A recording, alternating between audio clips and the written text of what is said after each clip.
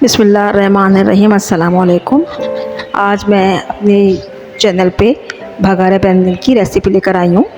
اس کے لیے آپ تقریباً آدھا پاؤ تیل لے لیجیے۔ 1 کلو میرے پاس بینگن ہے، تقریباً 1 سے 1.5 پاؤ بینگن ہوں۔ اس میں آپ 1 ہری مرچ ڈال دیجیے۔ ہری مرچ ڈالنے کے بعد اس کو تھوڑا سا کڑکڑانے دیجیے تاکہ آئل میں ہری مرچ کی خوشبو بیٹھ جائے۔ اب یہ میرے پاس دہی ہے، 2 پیاز ہیں، 1 لہسن کی پوتھی ہے، ان کو میں نے گرائنڈ کر لیا تھا۔ آپ بھی ان کو گرائنڈ کر لیجئے گا۔ پھر اس کے بعد آپ اس کو اچھی طرح بھونیں تاکہ اس کا جو پیاز ہے، پسی ہوئی پیاز، اس کا کلر وائٹ سے لائٹ پنک ہو جائے۔ اب اس میں آپ زیرہ ڈال لیجئے۔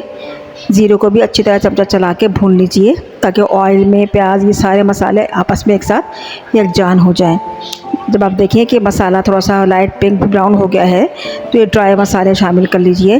اس میں روایتی پسا دھنیا، پسی مرچ، یہ سب چیزیں شامل ہیں۔ اس میں نے سونف، سونٹ، زیرہ ان کو کوٹ کے رکھا تھا، وہ بھی میں نے ڈالا ہے۔ اب اس کے بعد آپ املی کا پلپ لے لیجئے گا جو 1 باؤل کے برابر ہو، کیونکہ مسالے والے بینگن ہوتے ہیں تھوڑے کھٹے ہی اچھے لگتے ہیں۔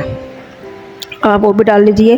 اب اس کو خوب اچھی طرح بھون لیجئے تاکہ تمام اس کا پانی ریڈیوس ہو کے آپس میں یکجان ہو جائے، اس میں پانی نہیں رہے، اور کچے پیاز کی جو اسمیل ہوتی ہے وہ بھی ختم ہو جائے جب تک بھوننے کی خوشبو نہ آئے۔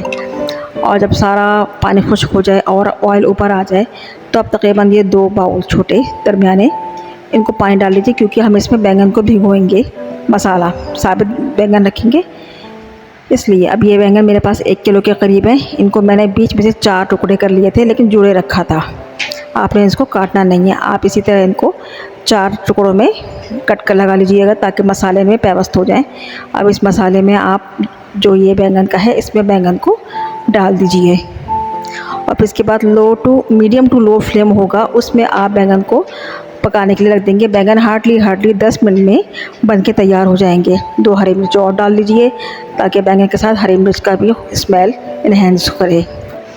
10 منٹ بعد آپ مسالہ جب دیکھیں گے تو بینگن اسی پانی میں گل چکے ہوں گے۔ یہ لیجیے، بھگارے بینگن تیار ہے۔ اب اس کے اوپر پسا ہوا گرم مسالہ، ہرا مسالہ ڈال کے نوش فرمائیے۔ شکریہ۔